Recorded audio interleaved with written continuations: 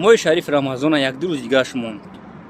چی گفتنیم برای گذشتگی‌های نازاتی‌های تروریستو، گروه 24 اکستریمیستو؟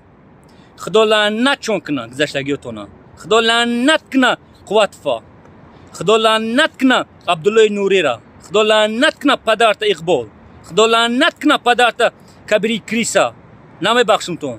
چی عذابایی که کشیده شما امروز در بین 1 سال شما ویناوت نازاتیو، خدا لعنتتون کنه، خدا لعنت کنه ترا قوتف با این مصروی موندگی، خدا لعنتتون کنه عبدالله نوری پدرت لعنت کنه ترا، برای که ترا پدر توار بود.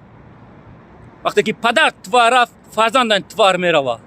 خدا لعنتتون کنه گذشتگیاتون، خدا لعنتتون کنه پزار وام یا واس نینویجو. نمیبخشمتون. من خون شما را میخوام. لعنتتون کنه خدا. دوستان عزیز، هموطنان عزیز، ما خب کردن نمیتونم دیگه. کبری کریسا قنچقوتا جمع کن.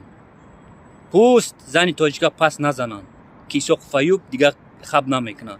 ای کبری کریسا پدرت خدا لعنت کنه. ای کریسا بس است پس زدن زنی تاجیک. خدا لعنتتون کنه یا بوریگه گذشتگیاتون. ما هیچ وقت نمیبخشیم شما را. سوق فیوب دکنسا خواهد رفت.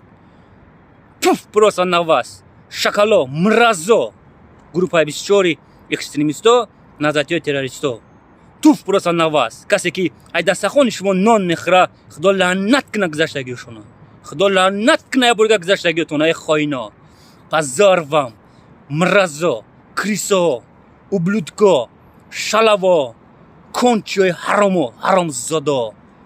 خدا لعنت کنه گذشتگیتون، خدا لعنت کنه گذشتگیتون، خدا لعنتت کنه عبدالله نوری، خدا لعنتت کنه قوتف، خدا لعنتتون کنه پدراتون. ای خائنا شو گپ زنی.